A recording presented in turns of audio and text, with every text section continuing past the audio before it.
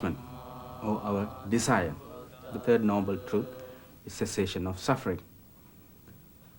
The fourth noble truth is the method of ceasing suffering, which is called Eightfold Path. First truth is that ego-centered existence is unhappy, ultimately. Second is that it's created by ego-centeredness. Third is the nirvana, the state of overcoming it. And fourth is how you get there, it's the path.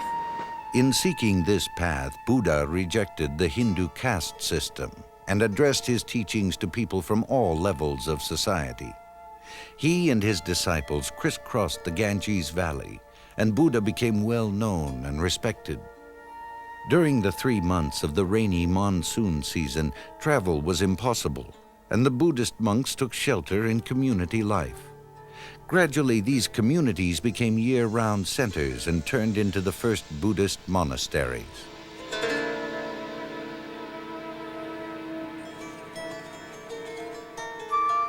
The best-known Buddhist scripture is the Dhammapada, or Way of the Teaching.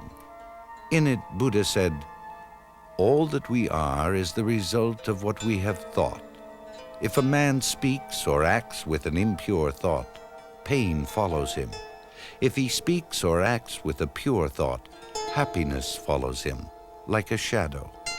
Hatred does not cease by hatred at any time. Hatred ceases by love." Buddha preached his message for nearly 45 years, and by the time of his death in about 483 BC, he had a wide and devoted following throughout northeastern India. After Buddha's body was cremated, his followers built stupas, dome or tower-like structures to house relics of the Buddha. The stupa became the focus for Buddhist devotions and later evolved into the pagodas which dot the landscape throughout Southeast Asia. The Buddha statue developed as a devotional art form. During the first 300 years after Buddha's death, Buddhism spread over the face of India and into what is now Sri Lanka. Emperor Ashoka, who was India's most powerful leader from 273 to 237 BC, made Buddhism the state religion, and for a time it was dominant over Hinduism.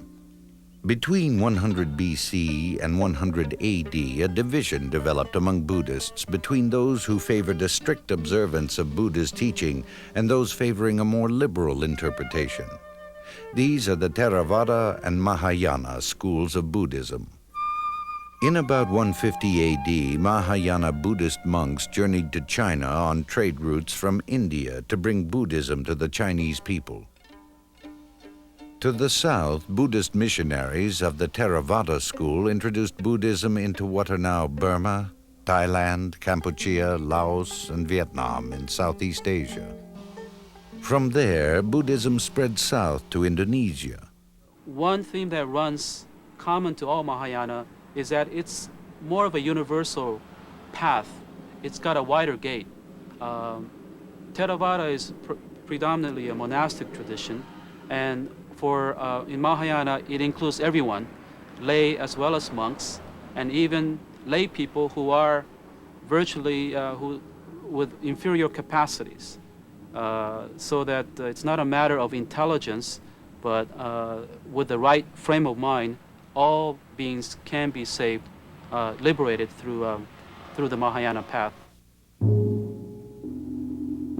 In about 750 AD, an Indian Buddhist monk crossed the Himalayas into Tibet, where his teachings merged with ancient local beliefs in sorcery and magic.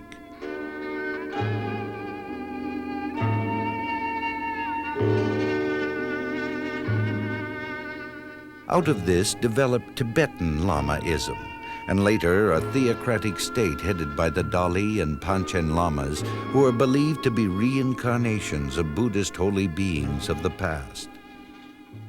Curiously, after Buddhism had spread throughout much of Asia, by the year 1200 it had almost disappeared in India, the nation of its birth. This was largely due to Hinduism's tendency to absorb rather than resist new ideas and movements. But just to the south of India, in Sri Lanka, Buddhism survived and prospered and today has the longest unbroken practice of Buddhism in the world. The arrival of the colonial powers to Asia brought repression and persecution of Buddhists. Between the 16th and 19th centuries, Portuguese, Dutch, British, and French colonists severely restricted the practice of Buddhism. More recently, much of the Buddhist world has been in turmoil since the 1949 communist victory in China, home to the largest Buddhist population in the world. Monasteries were disbanded and monks were forced to work in fields and factories. Temples were sometimes used for target practice. In 1959, the Chinese invaded Tibet, destroying many monasteries and forcing the leader of Tibetan Buddhism, the Dalai Lama, to flee into northern India. In North Korea, Buddhism has been vigorously suppressed by the communist government. And in Southeast Asia, the victory of the North Vietnamese communists in the Vietnam War brought violent suppression of Buddhism in Vietnam and death to millions of Buddhists in neighboring Kampuchea.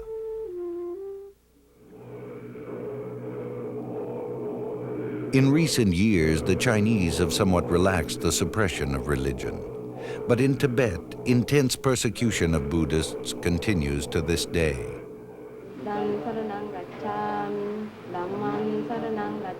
Yet Buddhism remains an integral part of many Asian cultures, and there is tremendous variety in custom and belief. In Burma and Thailand, most Buddhist young men spend at least a few weeks as monks as part of their education. Some remain to devote their lives to learning and practicing the Buddha's teachings. In Japan, the birthday of Buddha is observed in a colorful flower festival. An important feature of Japanese Buddhism is the importance given to congregational worship. One of the largest Buddhist groups in Japan is the Shinshu sect. In addition to revering Buddha, they believe in Amida Buddha, a symbol of wisdom and compassion. Zen Buddhists are another highly influential group in Japan.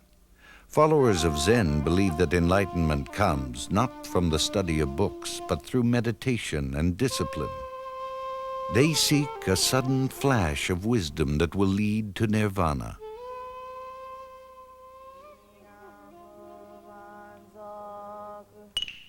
Asian immigrants from China, Japan, Korea, Vietnam, and other nations have brought Buddhism to the United States. Today, Buddhist churches and temples are found in a growing number of American cities and towns. Buddhist festivals provide a colorful spectacle for all to enjoy. While Buddhist practices vary substantially from country to country, the core beliefs and practices remain generally the same. A unique characteristic of Buddhism is its position concerning God. With reference to the concept of God or no God, the Buddha Shakyamuni, the historical Buddha, gave the explanation when he was asked the question that whether the God exists or not is not of the most prime importance.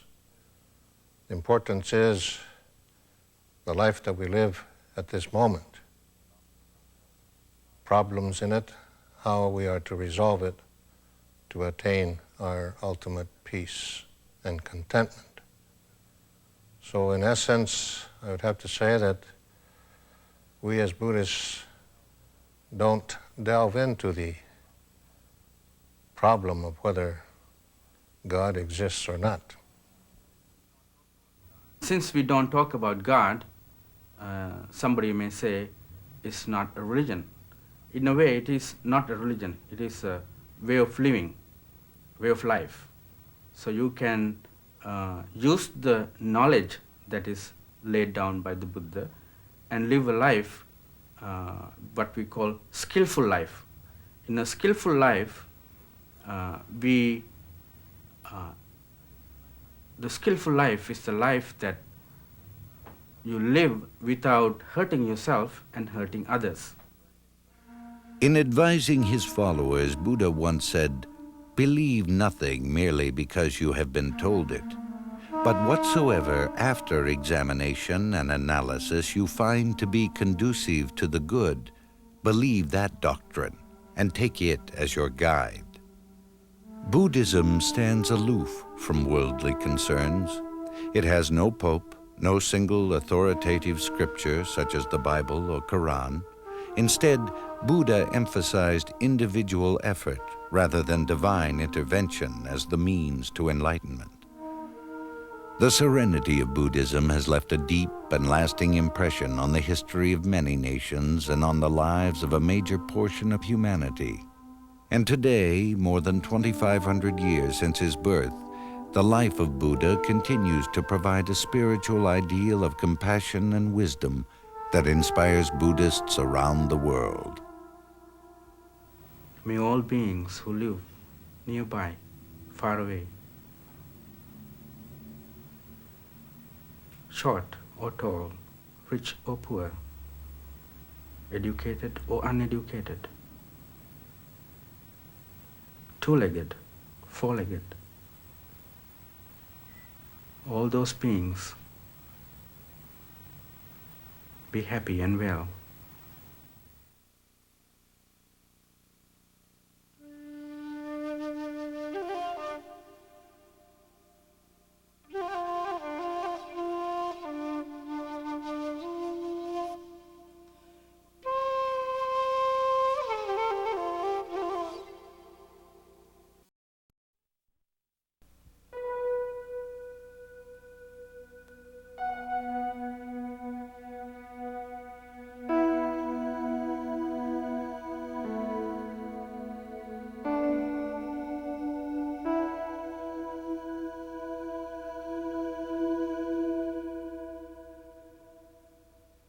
Freedom is the goal of a religious Hindu. That is what we call liberation, or freedom from all this ignorance, or freedom from this confusion in identity, or freedom from all these entanglements.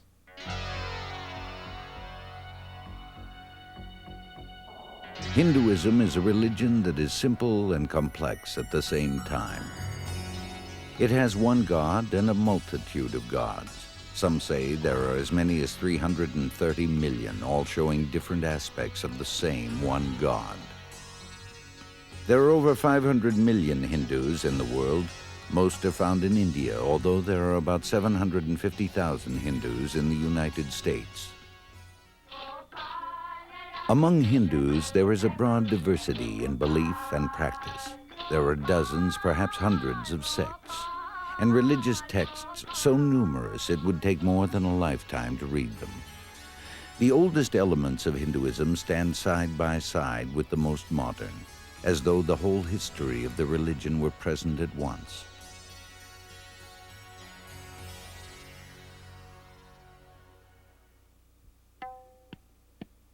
To begin to understand Hinduism, we must begin in the ancient past, in approximately 2000 BC. At that time, in northwestern India, the city of Mohenjo-Daro and others like it prospered. Archaeological evidence shows early signs of a forerunner to the Hindu god Shiva and the practice of yoga meditation.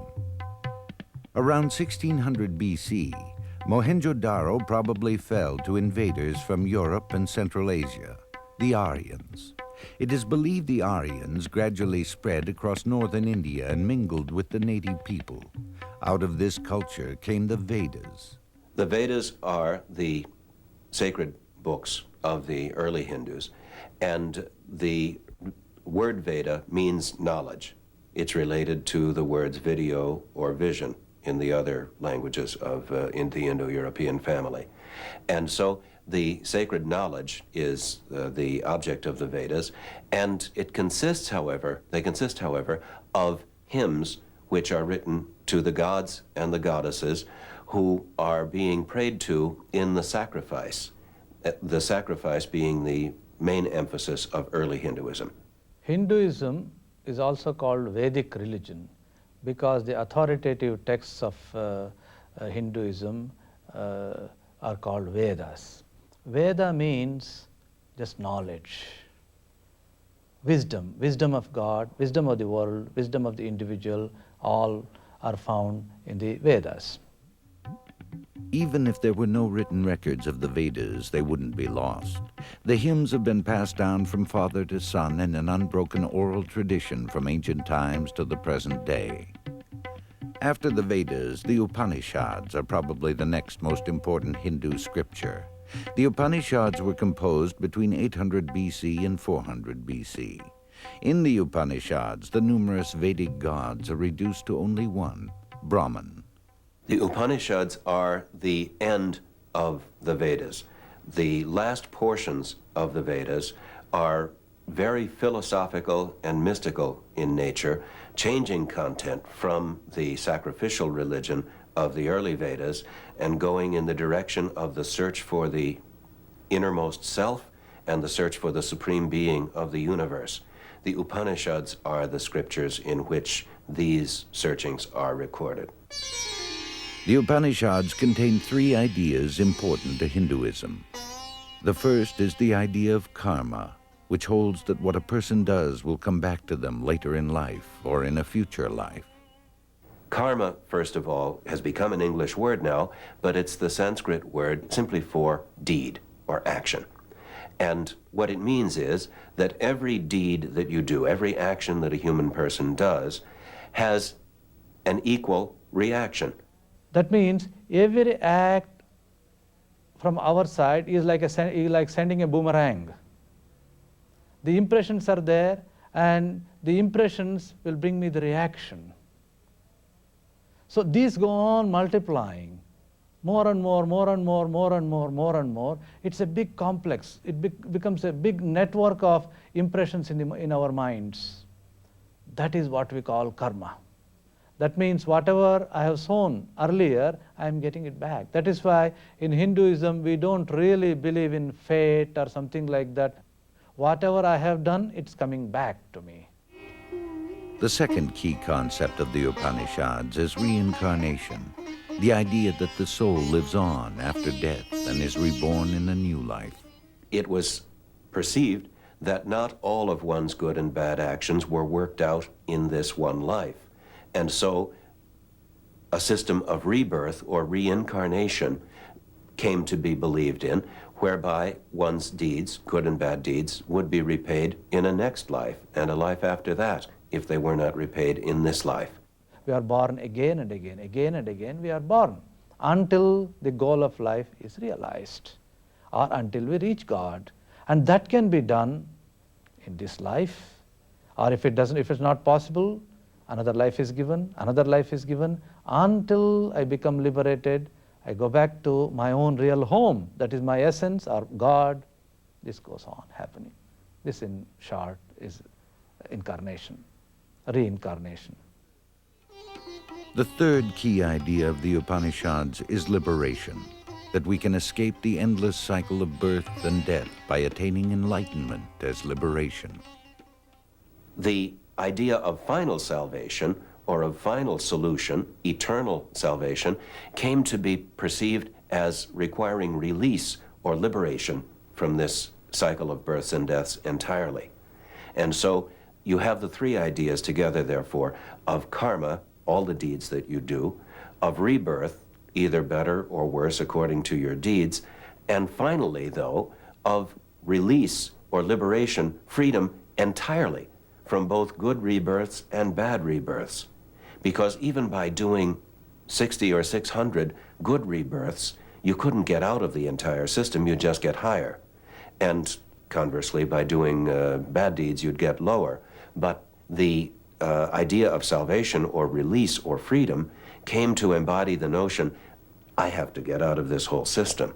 Freedom means, or liberation means, to go back to our essence, or to remember our essence, to live in our essence really and truly, not getting caught in this mess. And what happens what is the result of our liberation? We become one with this essence, That means that essence is of the nature of love, peace, strength, wisdom. All these will manifest in one who is liberated. The search for liberation takes many Hindus to a guru, who is not so much a teacher as one who shows by example the spiritual path to follow. A sadhu is a person on a spiritual quest. Frequently, a sadhu is someone who believes their family and business life has reached a natural end and who now wants to leave it behind for a spiritual search. Yoga is one of the means for attaining liberation. The word yoga is related to the English word yoke, and it means to yoke the body and mind to lead the soul to enlightenment.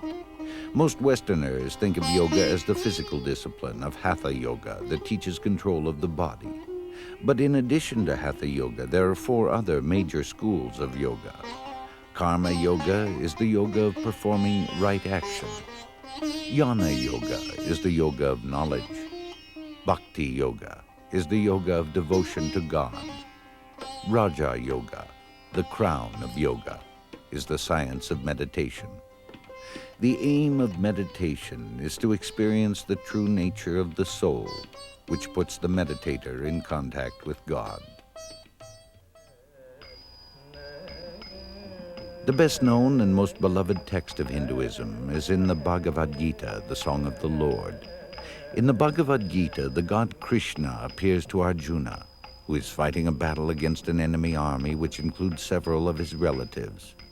Arjuna is troubled and confused at the thought of harming a relative. Krishna tells Arjuna that the soul never dies and that he must follow his destiny, no matter what the consequences, while surrendering all his actions unto God. While Hindus generally recognize only one supreme God, literally dozens of sects continue to worship a number of other gods and goddesses. 2 of the main sects are the Vaishnavites, the followers of Vishnu, the preserver, and the Shaivites, the followers of Shiva, the destroyer of ignorance.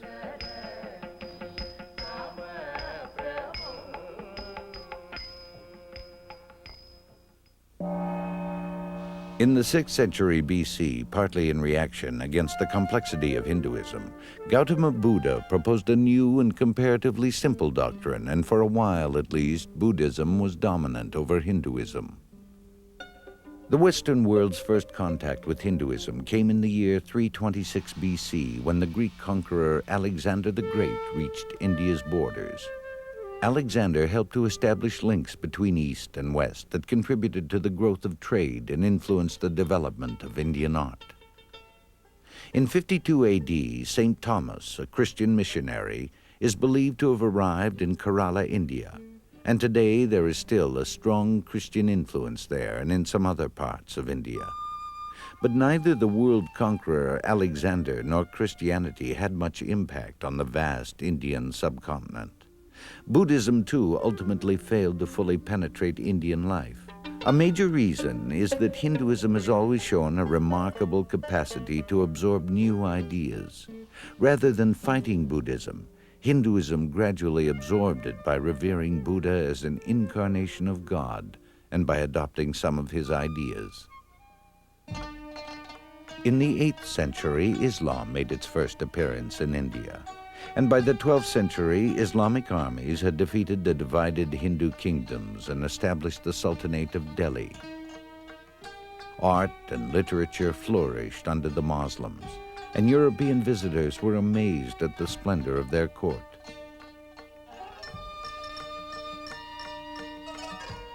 The Taj Mahal is one of the landmarks built in this era. In 1612, the British established their first trading post in India, and by the early 1800s, India was under British control. The 19th century was a period of revitalization for Hinduism. Ramakrishna was one of the leading religious figures of the era. He reported mystical experiences, whether worshipping Rama, Krishna, Mohammed, or Jesus, and he therefore taught that all religions were a path to God. One of his disciples was Vivekananda, who introduced Hinduism to America in 1893. Vivekananda believed that India needed to learn science from the West in order to become more prosperous, and that the West needed to learn about spirituality from India. In the early 1900s, India began to move toward independence from Britain. Mahatma Gandhi was a key religious figure who played a major role in leading the opposition to British rule. When we speak of Mahatma Gandhi and his contribution to Hinduism, or Hinduism's contribution also to his action, certainly the idea of nonviolence was utterly central to his thought and his action. In fact, for him, nonviolence was love. And another idea that was central for Mahatma Gandhi was karma yoga, the yoga of action. That is, applying in the world the ideas of religion so as to bring about changes, such as his nonviolent resistance to British rule that brought about revolutionary changes, indeed, ultimately, independence from England. As a part of the agreement leading to independence in 1947, India was partitioned into Hindu and Muslim states. As a result, East and West Pakistan became Muslim, while the new India remained predominantly Hindu. Although India has had its share of conflict, Hinduism promotes non-violent behavior. Even animals are sheltered from violence. Monkeys, elephants, and other wildlife are widely protected, and cows are the holy animal of Hinduism. Today, Hinduism permeates all aspects of Indian life as it has for thousands of years. Art and architecture are filled with religious themes, and temples are dedicated to nearly every deity in the Hindu pantheon. The Hindu calendar is filled with holy days and festivals. In April, the birth of Rama is celebrated, and throughout the year there are holidays for Ganesh, Krishna, Gandhi, and many others. Religion also plays a powerful role in Indian literature, music, and daily life. Today, the ancient religion of the Vedas continues to guide the lives of millions of Indians. At the same time, the more modern doctrines of Ramakrishna, Vivekananda, Gandhi, and even more recent teachers have wide followings in India and throughout the world. Hinduism remains unique among the world's religions.